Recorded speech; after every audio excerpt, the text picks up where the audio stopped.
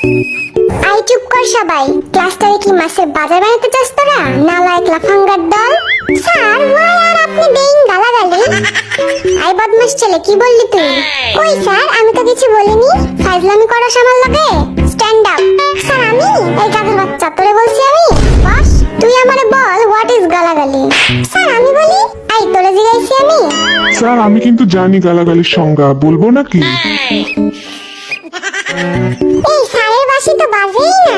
আর একজন যদি একটা কথাও বলছিস, এটা তোদের পিঠে ভাঙবো আমি। এই পিঠের বড় চুলালা, দাঁড়া তো। তুই খুব বদমাশ, তোর চেহারা দেখেই বোঝা যায়।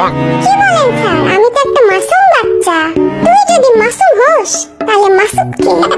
আচ্ছা এসব বাদ দেওয়া যাক, ক্লাস শুরু করি তাহলে।